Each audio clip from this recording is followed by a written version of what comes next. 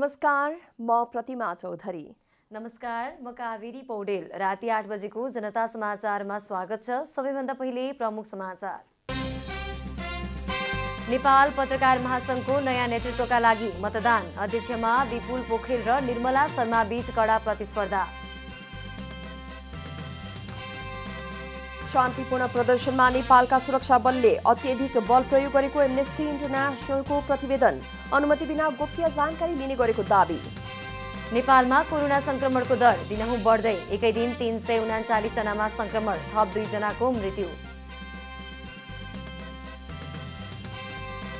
ब्राजिलमा corona संक्रमणबाट मृत्यु हुनेको दर अहिलेसम्मकै उच्च। एकै दिन 4000 भन्दा बढीको मृत्यु। र लुम्बिनी प्रदेशलाई 8 विकेटले हराउँदै सुदूरपश्चिम प्रदेश ललितपुर मेयर्स कप 2020 क्रिकेटको फाइनलमा उपाधिका लागि एपीएफसँग खेल्ने।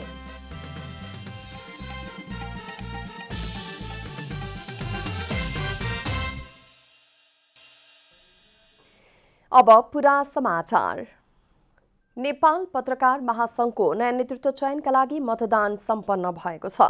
महासंघको केन्द्र, प्रदेश र शाखाको नयाँ कार्य समिति छनौट गर्न बुधबार एकसाथ मतदान भएको हो।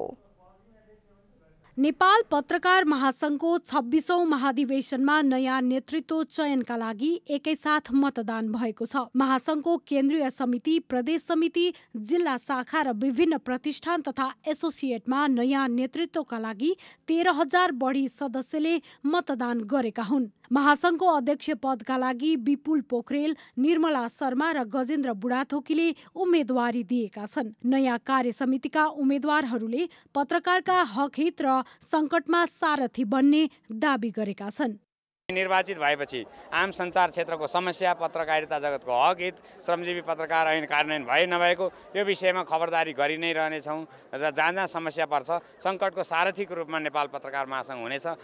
बिहान 9 बजेदेखि सुरु भएको मतदान अपराह्न 4 बजेसम्मलाई तोकिए पनि मतदाताहरू आउने क्रमसँगै मतदानको समय लम्ब्याइएको थियो। पत्रकार महासंघको इतिहासमा पहिलो पटक केन्द्रीय नेतृत्व चयनका लागि सञ्चारकर्मीहरूले प्रत्यक्ष मतदान गर्न पाएका हुन्। यसअघि जिल्ला, प्रदेश, प्रतिष्ठान, एसोसिएट लगायतबाट चुनिएर आएका सीमित पार्षदले मात्रै केन्द्रीय नेतृत्व चयनका लागि मतदान गर्न पाउने व्यवस्था थियो।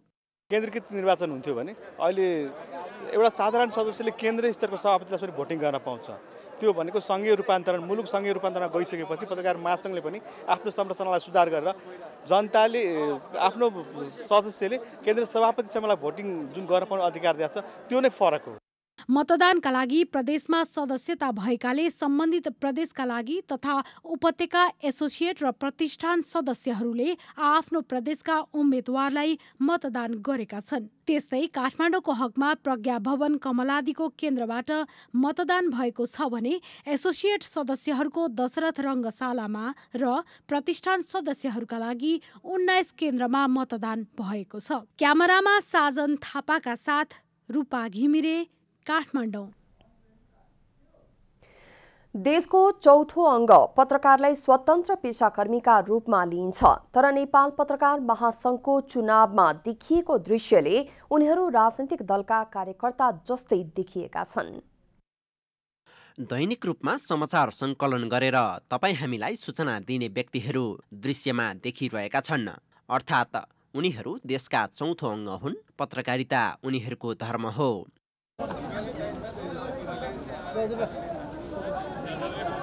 नेपाल पत्रकार महासंघ अन्तर्गत काठमाडौँ शाखाबाट केन्द्र, उपत्यका, प्रदेश तथा जिल्ला शाखाहरूमा नयाँ पदाधिकारी चयनका लागि कमलादी स्थित प्रज्ञा भवनमा चुनाव भएको छ।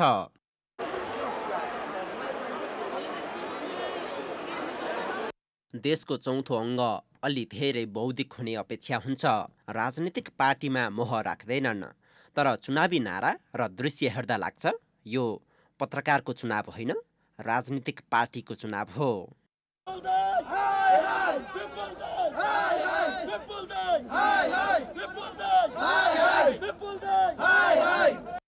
चुनावमा उम्मेदवारी दिएकाहरू श्रमजीवी पत्रकारहरूको हितका लागि भन्दै राजनीतिक दलको छत्रछायामा भोट मागिरहेका देखिन्थे।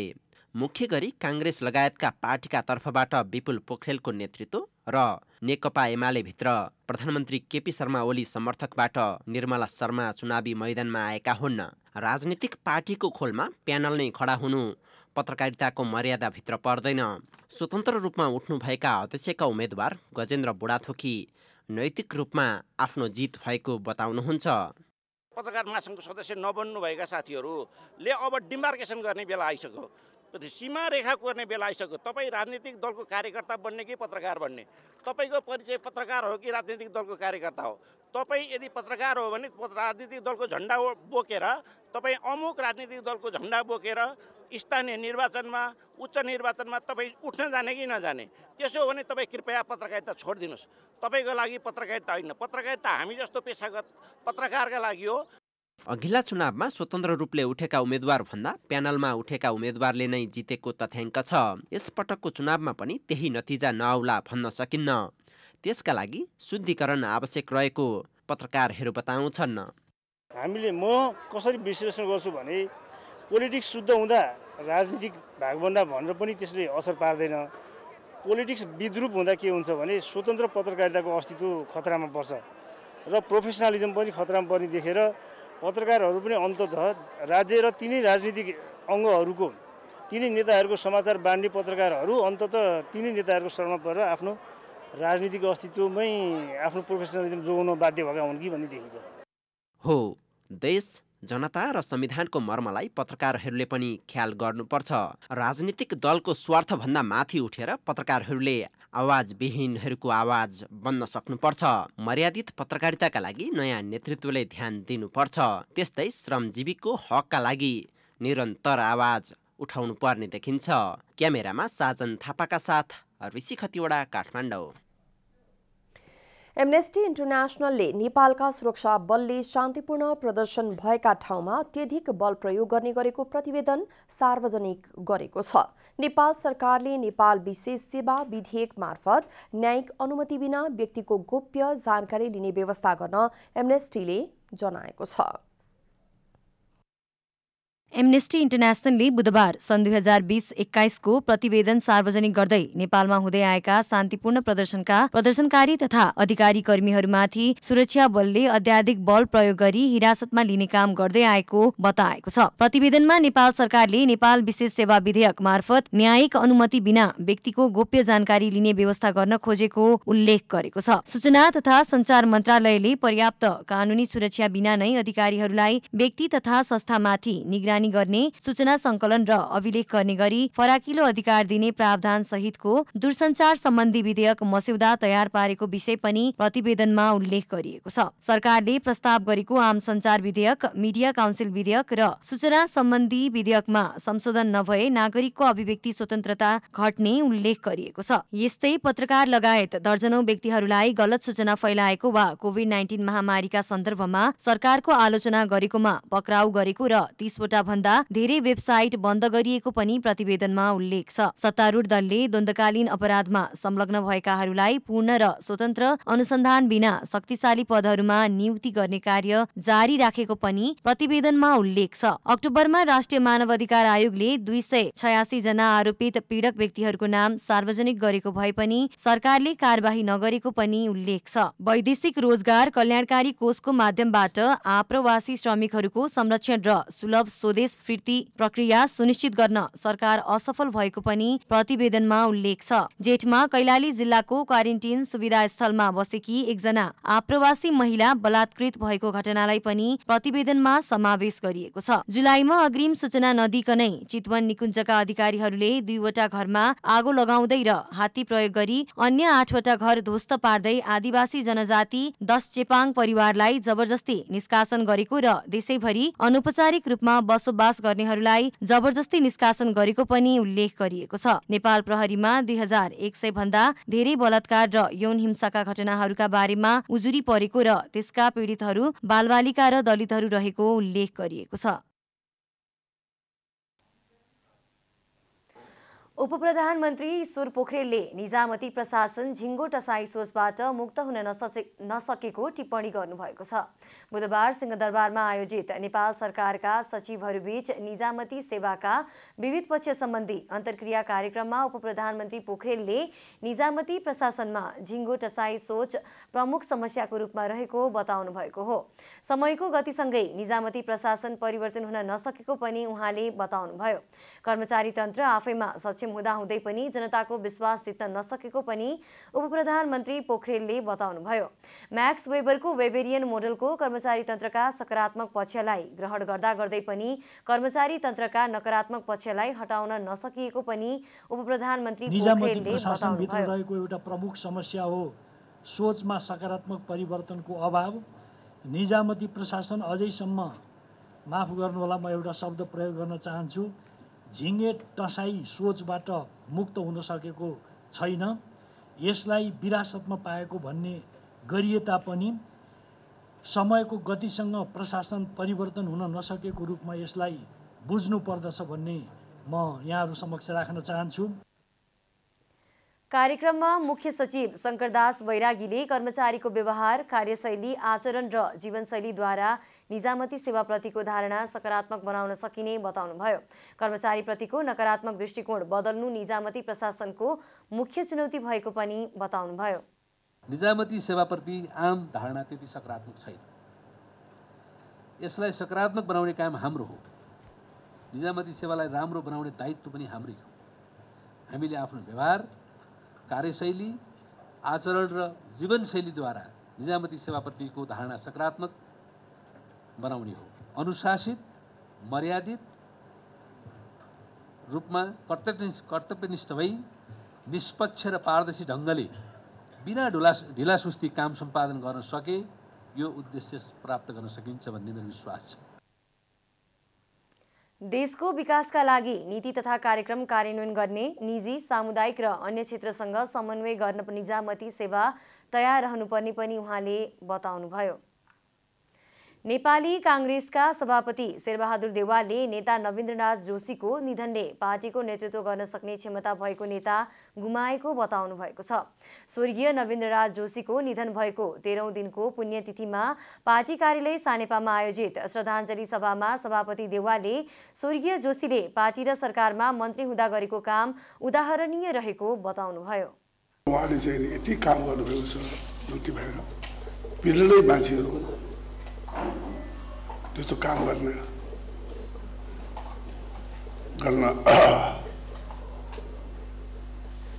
सक्ने त्यत्रो नेता हुनुहुन्थ्यो हाम्रो। श्रद्धाञ्जली सभामा सभापति देउवाले पार्टीभित्र कुनै किसिमको विवाद नरहेको पनि बताउनुभयो। नेताहरूले पार्टी सङ्कटमा रहेको भन्दै विभिन्न सार्वजनिक कार्यक्रमहरूमा बोलेको विषयलाई खण्डन गर्दै देउवाले पार्टी कहिले पनि सङ्कटमा नरहेको दावी गर्नुभयो। पार्टीका नेता कार्यकर्तालाई आफैलाई कमजोर नबनाउन पनि आग्रह गर्नुभयो। नेपालीका सङ्कटमा हिजो पनि थिएन, आज पनि छैन, भोलि पनि रहँदैन। नेपालीका ऐतिहासिक जिम्मेदारी चाहिँ भूमिका छ, सबै हामी निभाउँदै गएका छौँ। पार्टी जित हालेस सङ्कटमा भए धेरैपल्ट हामी हारेका छौँ, धेरैपल्ट जितेका पनि छौँ। त्यसै कारणले हामीले निभाउन जुनै काम छैन, आफैलाई कमजोर गर्ने काम पनि छैन। त्यसैले हाम्रो पार्टी सङ्कटमा हिजो पनि छैन, आज पनि छैन, भोलि पनि रहँदैन। कार्यक्रममा सहभागीहरूले स्वर्गीय जोशीले थाल्नुभएका कामलाई सम्पन्न गर्नुपर्नेमा जोड दिएका थिए। नेपाली कांग्रेसका वरिष्ठ नेता रामचन्द्र पौडेलले नवीन्द्रनाथ जोशीको निधनले नेपाली कांग्रेसलाई ठूलो क्षति पुगेको बताउनु भएको छ। नेपाली कांग्रेस काठमाडौँ जिल्ला कार्य समितिले बुधबार स्वर्गीय जोशीको 13औं पुण्यतिथिका दिन राष्ट्रिय सभागृहमा आयोजना गरेको श्रद्धाञ्जली सभामा वरिष्ठ नेता पौडेलले कर्म र विचारको संयोग भएका उदयमान नेताको निधनले कांग्रेसलाई अपूरणीय क्षति भएको बताउनु भएको हो। लोकतान्त्रिक आन्दोलनको एउटा उदीयमान ताराको अस्त भएको छ। लोकतान्त्रिक आन्दोलनमा कहिल्यै सम्झौता नगरिकन, कहिल्यै नथाकिकन अविश्राम निरन्तर रूपमा उहाँले लोकतन्त्रको लागि लड्दै आउनुभयो र अनुचित कुराको सम्झौता गर्न उहाँ कहिल्यै तयार हुनु भएन। जतिसुकै दबाब परोस् तर उहाँले चाहिँ अनुचित सम्झौता अनुचित कुरालाई स्वीकार्न नवीनराज जोशीले कहिल्यै चाहनु भएन, कहिल्यै मान्नु भएन। नेता जोशीले मन्त्री हुँदा वा लोकतान्त्रिक आन्दोलनको जुनसुकै बेला पनि कसैसँग सम्झौता नगरी लड्दै आउनुभएको कुरा पनि वरिष्ठ नेता पौडेलले स्मरण गर्नुभयो। नेता पौडेलले अनुचित किसिमका सम्झौताका लागि जतिसुकै दबाब परे पनि स्वीकार नगरी देश र जनताको सेवामा खटिने निष्ठा र नैतिकताको प्रतीक भन्दै नवीनराज जोशीको स्मरण गर्नुभयो।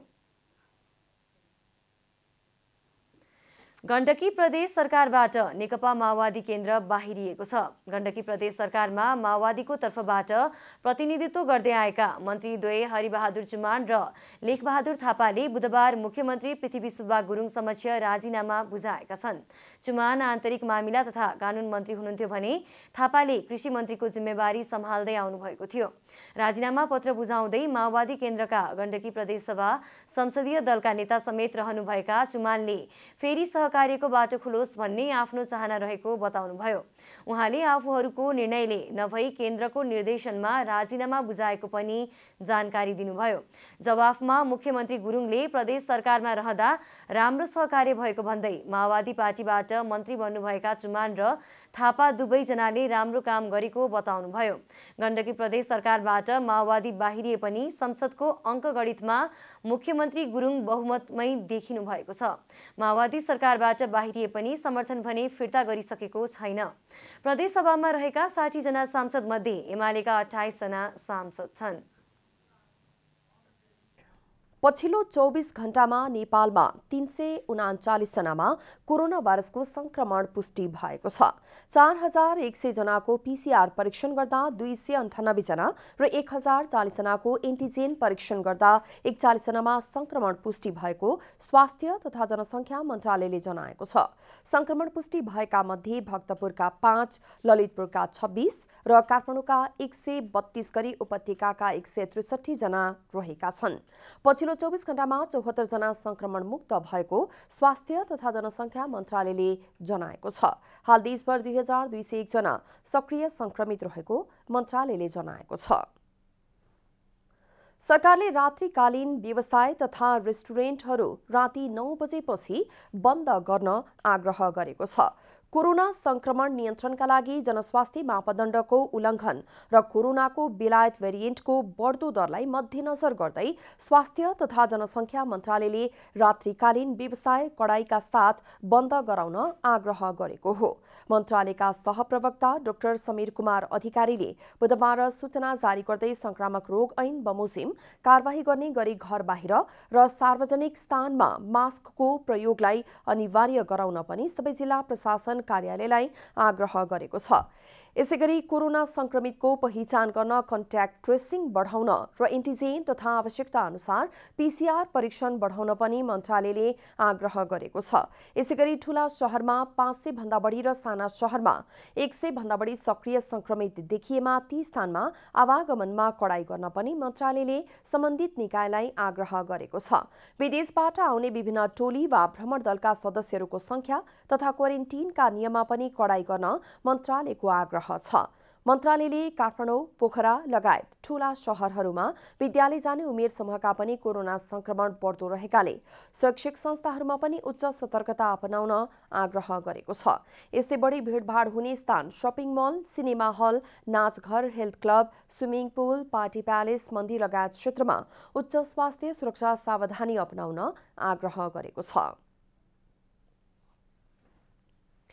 नेपाललाई चीनले अनुदानमा दिएको कोरोना विरुद्धको भेरोसिल्ड खोप आजबाट लगाउन सुरु गरिएको छ। खोप लगाउन स्वास्थ्य तथा जनसंख्या मन्त्रालयले काठमाडौँ उपत्यकामा 14 केन्द्र गरी देशभर 23 खोप केन्द्र तोकेको छ।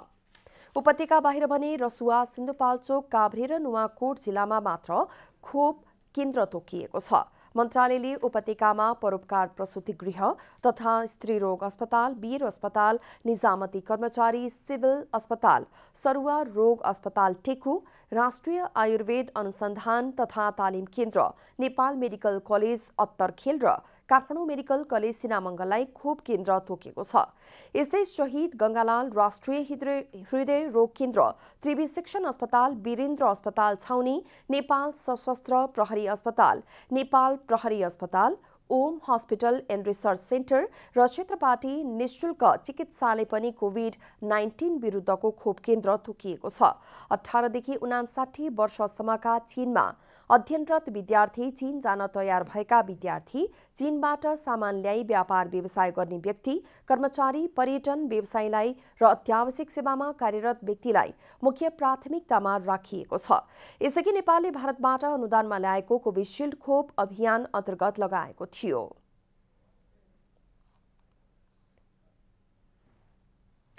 नेपाल सरकारको स्वास्थ्य बीमा बोर्डले थप 6 जिल्लामा कार्यक्रम सञ्चालन गर्ने भएको छ।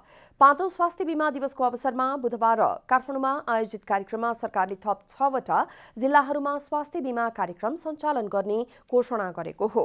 आजबाट स्वास्थ्य बीमा कार्यक्रममा सहभागी हुने गरी ताप्लेजुङ, बारा, सर्लाही, दोलखा, मनाङ र मुस्ताङमा कार्यक्रम सुरु गरिएको हो।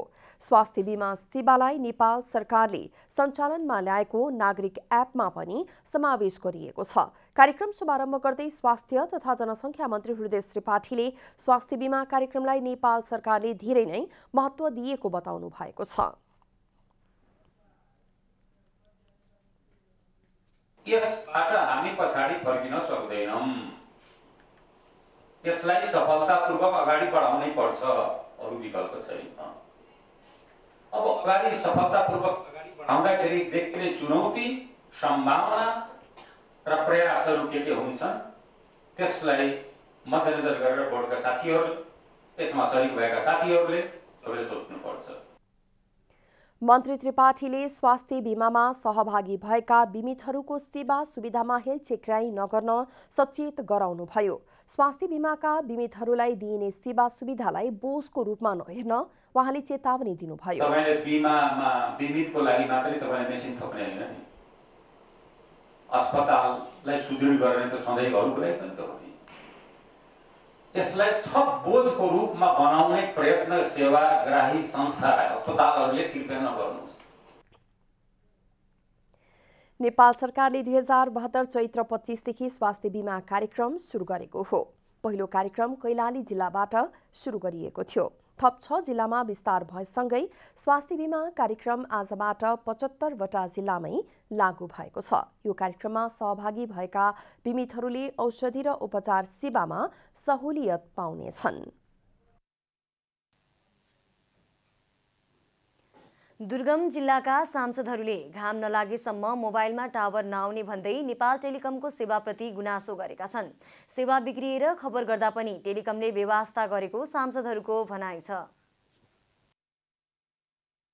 सञ्चार तथा सूचना प्रविधि मन्त्रालयद्वारा आयोजित अन्तर्क्रिया कार्यक्रममा विभिन्न दुर्गम जिल्लाका सांसदहरूले दूरसञ्चार सेवा राम्रो नभएको भन्दै गुनासो गरेका हुन्। बझाङ जिल्लाकी सांसद आशा कुमारी विक्कले बझाङमा हिउँदमा हिउँ परेर टावर नआउने, वर्षामा पानी परेर नआउने बताउनुभयो। हिउँद लाग्दाखेरि हिउँ परेर टावर आउँदैन, बर्खा लाग्दा बर्खा लागेर टावर आउँदैन, 10 नबज्दैसम्म घाम नलागेर टावर आउँदैन, 10 बजे अगाडि घाम नलागेर टावर आउँदैन, 4 बजे 3:30 बजे अगाडिसम्म घाम लाग्ने ठाउँमा टावर आउँछ, छाया पर्ने ठाउँमा टावर आउँदैन। त्यस्तो जिल्ला भएको कारणले विभिन्न समस्या छन्। जुम्ला जिल्लाका सांसद गजेन्द्र बहादुर महतले फागुन महिनादेखि जुम्लामा एनटिसीले काम नगरेको बताउनुभयो। उहाँले जुम्लामा एनसेल जहिले चल्ने तर एनटिसी जहिले बिग्रिने गरेको पनि बताउनुभयो। फागुन महिनादेखि जिल्लाभरि एनटिसीले राम्रो काम गरेकै छैन, असाध्यै डिस्टर्ब भइरहेछ। जुम्लामा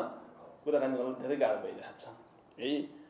अब यो त्यहाँ हाकिम साहबले सोद्धा के भयो भन्दा उहाँ के भन्नुहुन्छ भने ट्रान्समिसन लिङ्कको क्षमता कम छ भन्नुहुन्छ उहाँले।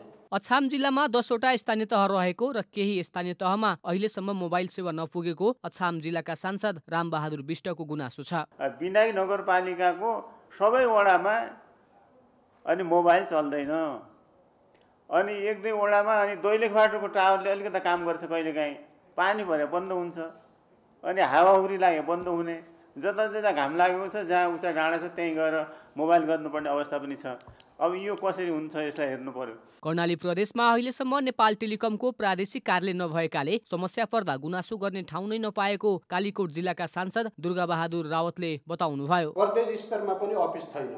हामीले नेपालगञ्ज त्यो टेलिकम कार्यालयमा चाहिँ भेट्नको लागि सुर्खेत जाने टिकट चाहिँ नेपालगञ्ज काट्नुपर्छ र त्यहाँ भेट्नुपर्छ। प्रदेश स्तरमा पनि यो चाहिँ हाम्रो कार्यालय छैन।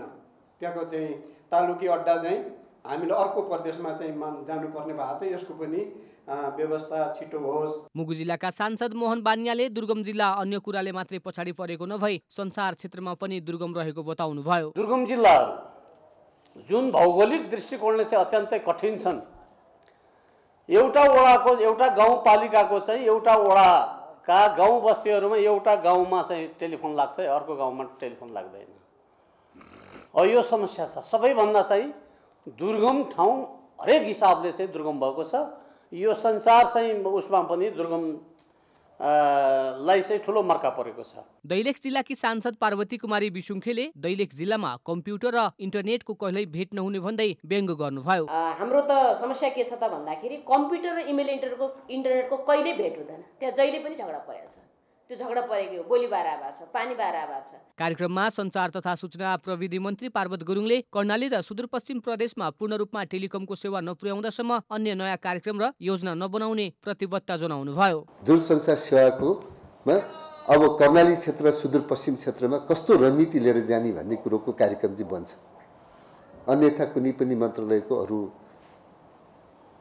मन्त्रीको मन्त्रालयको स्वार्थमा कुनै कार्यक्रम बन्दैन भनेर तपाईँ मान्यज्यूहरूप्रति सबैप्रति म विश्वास पनि दिलाउन चाहन्छु। मन्त्री गुरुङले सञ्चार क्षेत्र नै संसार भएकाले देशको विकासको माध्यमबाट मुलुकलाई समृद्ध बनाउन सबैको ध्यान जान जरुरी रहेको पनि बताउनुभयो।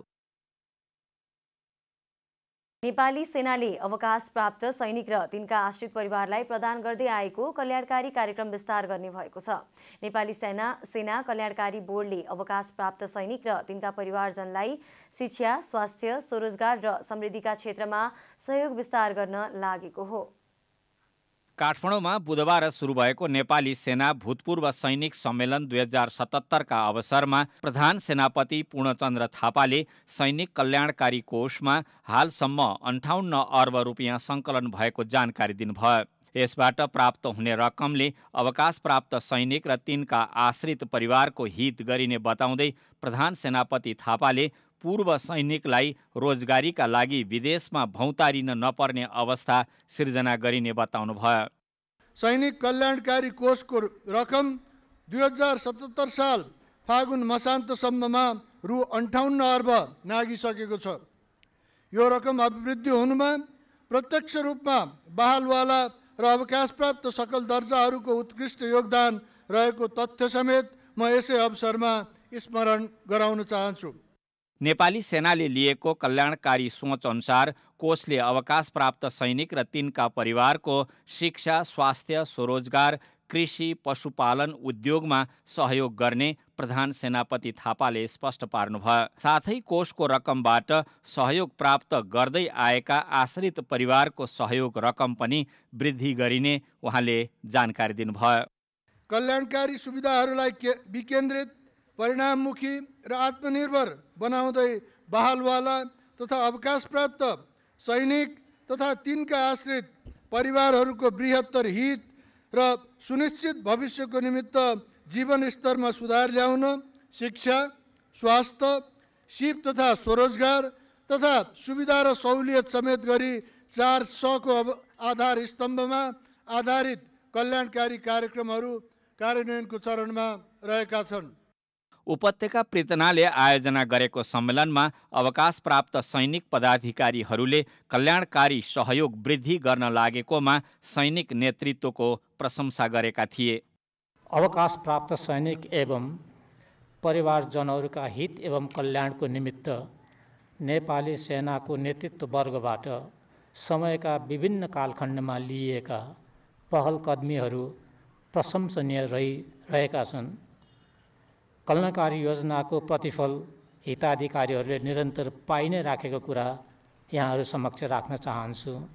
प्रधान सेनापति थापाले सम्मेलनमा सहभागी काठमाडौँ, ललितपुर र भक्तपुरका पूर्व सैनिक र तिनका परिवारजनलाई सम्मान गर्दै उद्यमी पुरस्कार, व्हील चेयर, बैशाखी लगायतका सहयोग सामग्री प्रदान गर्नुभएको थियो। क्यामेरामा शैलेन्द्र गोविन्द अमात्य र जेपी श्रेष्ठका साथ नारायण भण्डारी, काठमाडौँ। अब आर्थिक समाचार। आर्थिक समाचारका साथमा अर्घाखाँची ओपिसी सिमेन्ट, सबैभन्दा स्तरीय सिमेन्ट।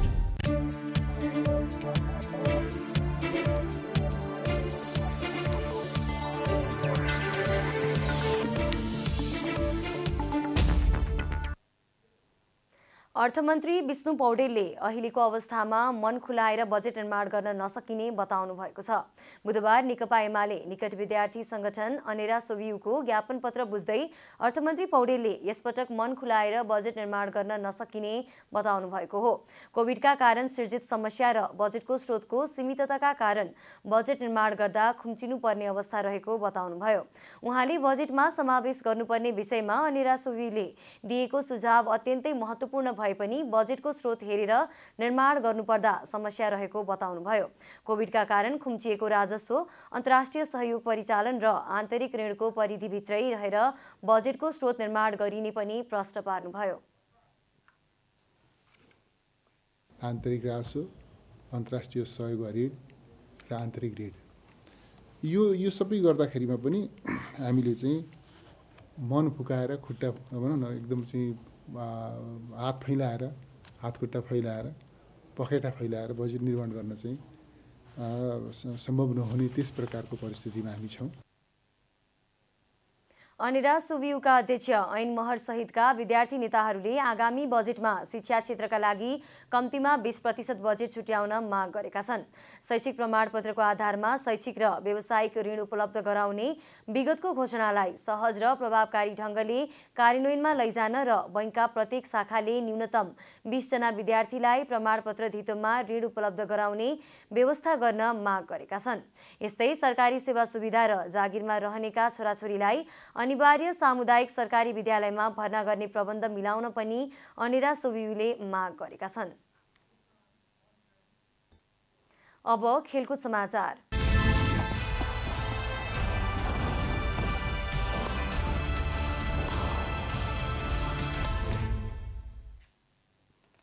सुदूरपश्चिम प्रदेशको पहिलो संस्करणको ललितपुर मेयर कप महिला T20 क्रिकेट प्रतियोगिताको फाइनलमा प्रवेश गरेको छ। आज भएको आफ्नो लिग चरणको अन्तिम खेलमा लुम्बिनी प्रदेशलाई 8 विकेटले पराजित गर्दै सुदूरपश्चिम फाइनलमा पुगेको हो। टियु क्रिकेट मैदानमा लुम्बिनीले दिएको 73 रनको लक्ष्य सुदूरपश्चिमले 12 ओभर 3 बलमा 2 विकेट गुमाएर पूरा गर्यो। सुदूरपश्चिमको जितमा मन्जु बोकटीले सर्वाधिक 26 रन जोडिन्। बिन्दु रावल 17 रनमा अभिजित रहिन्। यसअघि टस जितेर पहिले ब्याटिङ गरेको लुम्बिनीले 20 ओभरमा 9 विकेट गुमाएर 72 रन बनाएको थियो। लुम्बिनीका लागि लक्ष्मी चौधरीले सर्वाधिक 26 रन बनाइन्। यस्तै कप्तान नेली थापाले 11 रन जोडिन्। अन्य खेलाडीले दोहोरो अङ्क जोड्न सकेनन्। लुम्बिनीलाई हराएसँगै सुदूरपश्चिमले 4 खेलमा 6 अङ्क जोड्दै फाइनल यात्रा तय गरेको हो। अब फाइनलमा सुदूरपश्चिमले एपीएफ क्लबसँग खेल्नेछ। एपीएफ 1 खेल अगावै फाइनल पुगिसकेको छ। एपीएफले अन्तिम लिग खेलमा लुम्बिनीसँग खेल्नेछ। लुम्बिनी प्रतियोगिताबाट बाहिरिएको छ। सुदूरपश्चिमको जितसँगै प्रदेश 1 र ललितपुर मेयर्स 11 पनि बाहिरिएको छ। अब मौसम समाचार।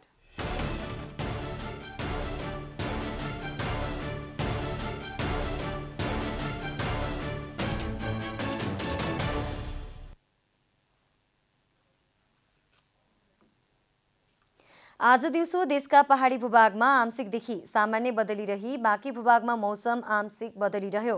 आज पहाडी भूभागका 1-2 स्थानमा मेघगर्जन र चट्याङसहित हल्का वर्षाको सम्भावना रहेको जल तथा मौसम पूर्वानुमान महाशाखाले जनाएको छ।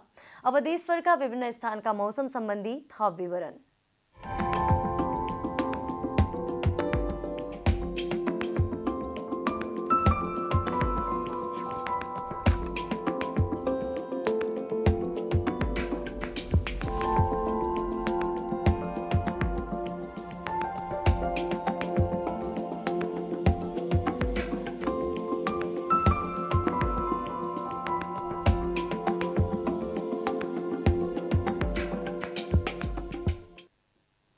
अन्त्यमा आजको डायरी। नेपाल पत्रकार महासंघको नयाँ नेतृत्व चयनका लागि मतदान सम्पन्न भएको छ। महासंघको केन्द्र, प्रदेश र शाखाको नयाँ कार्य समिति छनौट गर्न बुधबार एकसाथ मतदान भएको हो। महासंघको केन्द्रीय समिति, प्रदेश समिति, जिल्ला शाखा र विभिन्न प्रतिष्ठान तथा एसोसिएटमा नयाँ नेतृत्वका लागि 13,000 बढी सदस्यले मतदान गरेका छन्। एमनेस्टी इन्टरनेसनलले नेपालका सुरक्षा बलले शान्तिपूर्ण प्रदर्शन भएका ठाउँमा अत्यधिक बल प्रयोग गर्ने गरेको प्रतिवेदन सार्वजनिक गरेको छ। नेपाल सरकारले नेपाल विशेष सेवा विधेयक मार्फत न्यायिक अनुमति बिना व्यक्तिको गोप्य जानकारी लिने व्यवस्था गर्न एमनेस्टीले जनाएको छ। पछिल्लो 24 घण्टामा नेपालमा 339 जनामा कोरोना भाइरसको संक्रमण पुष्टि भएको छ। त्यसै 74 जना संक्रमण मुक्त भएको स्वास्थ्य तथा जनसङ्ख्या मन्त्रालयले जनाएको छ। हाल देशभर 2201 जना सक्रिय संक्रमित रहेको मन्त्रालयले जनाएको छ। ब्राजिलमा पछिल्लो 24 घण्टामा कोरोना भाइरसको संक्रमणका कारण 4000 भन्दा बढीको मृत्यु भएको छ। ब्राजिलमा अहिलेसम्म 3,37,000 भन्दा धेरैको कोरोना भाइरसको संक्रमणका कारण मृत्यु भइसकेको छ। ब्राजिलमा अहिलेसम्म कोरोनाबाट संक्रमित हुनेको कुल संख्या 1,30,00,000 भन्दा बढी छ। सुदूरपश्चिम प्रदेश पहिलो संस्करणको ललितपुर मेयर कप महिला T20 क्रिकेट प्रतियोगिताको फाइनलमा प्रवेश गरेको छ। आज भएको आफ्नो लीग चरणको अन्तिम खेलमा लुम्बिनी प्रदेशलाई 8 विकेटले पराजित गर्दै सुदूरपश्चिम फाइनलमा प्रवेश गरेको हो। अब फाइनलमा सुदूरपश्चिमले APF क्लबसँग खेल्नेछ।